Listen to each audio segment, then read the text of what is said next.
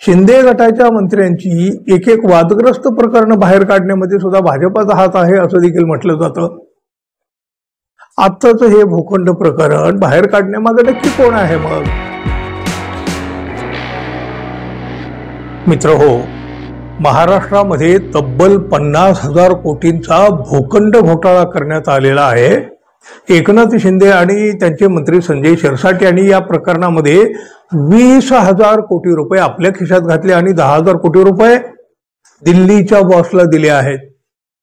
एवढा सनसनाटी आरोप शिवसेनेचे खासदार संजय राऊत यांनी केला आणि मग काय, या एकूण प्रकरणामुळे राज्याच्या राजकारणामध्ये मोठी खळबळ उडाली। संजय राऊत यांनी हा आरोप केवळ माध्यमासमोर नाही केला, तर त्यांनी केंद्रीय गृहमंत्री अमित शहा यांना देखील याबाबत एक सविस्तर पत्र लिहिलेलं आहे। पंतप्रधान नरेंद्र मोदी वारंवार घोषणा देतात, ना खाऊंगा ना खाने दूंगा, भ्रष्ट लोकांना वाचवले जाणार नाही, त्यांना तुरुंगात टाकलं जाईल असं ते म्हणतात। मात्र वास्तव जे आहे ते बरोबर याच्या अगदी उलट आहे। आपल्या नेतृत्वाखालील तपास यंत्रणा भ्रष्ट व्यक्तींना संरक्षण देत असल्याचं संजय राऊत यांनी अमित शहा यांना लिहिलेल्या या पत्रामध्ये अगदी ठळकपणे नमूद केलेलं आहे। या प्रकरणामध्ये संजय राऊत यांनी केंद्रीय गृहमंत्री अमित शहा यांना सुद्धा ओढलेला आहे। एकनाथ शिंदे यांच्या पक्षाचे प्रमुख आपण आहात, त्यामुळं आपल्यावरही संशय बळावतोय असं नमूद करत संजय राऊत यांनी थेट अमित शहा यांनाही आरोपीच्या पिंजऱ्यामध्ये उभं केलंय। रायगड जिल्ह्यातल्या तब्बल 4,078 एकर वनजमीन बिवलकर कुटुंबाला बेकायदेशीरपणे हस्तांतरित करण्यात आली। गेल्या 30 वर्षापासून सरकारच्या 12.5% भूखंड वाटप योजनेनुसार बिवलकर कुटुंब अपात्र होतं। मात्र नगर विकास मंत्री आणि सिडको अध्यक्षांनी या बिवलकर यांना पात्र ठरवलं। हा घोटाळा करण्यासाठी शिंदे यांनी फक्त 25 दिवसासाठी या संजय शिरसाट यांची सिडकोच्या अध्यक्षपदी नेमणूक केली आणि या काळामध्ये अत्यंत घाईघाईनं जमीन वाटप देखील करण्यात आली।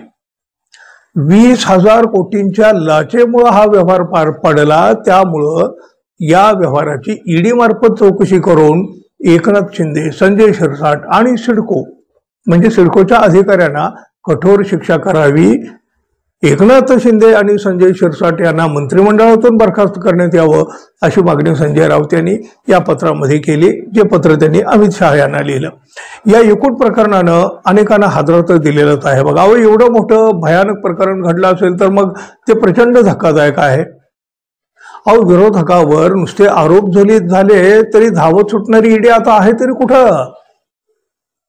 राऊत यांच्या म्हणण्यानुसार दिल्लीपर्यंत हा प्रसाद पोहोचला असेल मित्रांनो, तर याची चौकशी तरी कशी होणार हो? पण खरं तर या प्रकरणाला एक वेगळा वास सुद्धा येतोय बरं का। एकनाथ शिंदे यांना संपवून टाकण्याचा प्रयत्न भाजपा करीत आहे असा आरोप तर आधीपासून होत असतो। शिंदे गटाच्या मंत्र्यांची एक एक वादग्रस्त प्रकरण बाहेर काढण्यामध्ये सुद्धा भाजपाचा हात आहे असं देखील म्हटलं जातं। आत्ताच हे भूखंड प्रकरण बाहेर काढण्यामागे नक्की कोण आहे मग? अर्थात असा प्रश्नही उपस्थित होतो। त्यामुळं मंत्री संजय शिरसाट त्यांच्याबरोबरच एकनाथ शिंदे सुद्धा आता ईडीच्या काचाट्यात अडकणार की काय याची उत्सुकता आपोआप सगळ्यांना लागली। हजारो कोटीचा भूखंड घोटाळा हा काही साधा सुद्धा मानता येणार नाही मित्रांनो। याची जर खरीखुरी चौकशी झाली तर दिल्लीपर्यंत प्रसाद पोहोचला होता असं मानता येणार नाही। एकनाथ शिंदे जर ईडीच्या जाळ्यामध्ये अडकले तर मात्र या एकूण प्रकरणामागं कोण आहे किंवा कोण असू शकेल याचा अंदाज सहजपणे येऊन जातो। म्हणजे आतापर्यंत शिंदे गटाचे मंत्री अडचणीत येताना दिसत होते, आता मात्र हे लोण थेट एकनाथ शिंदे यांच्यापर्यंत पोहोचलेलं आहे। आता पुढे काय होणार हे पाहणं मोठ्या औत्सुक्याचं ठरणार आहे। पण या प्रकरणानं मात्र महाराष्ट्राचं राजकारण हादरलं एवढं मात्र नक्की। एकंदर हे प्रकरण चव्हाट्यावर येण्यामागं काय राजकारण असू शकेल असं वाटतं तुम्हाला मित्रांनो? जरूर सांगा। आणि आपण अजून आपल्या चॅनलला सबस्क्राईब केलं नसेल तर कृपया सबस्क्राईब करावं ही अपेक्षा तर आहे। धन्यवाद, पुन्हा भेटू, तोपर्यंत नमस्कार।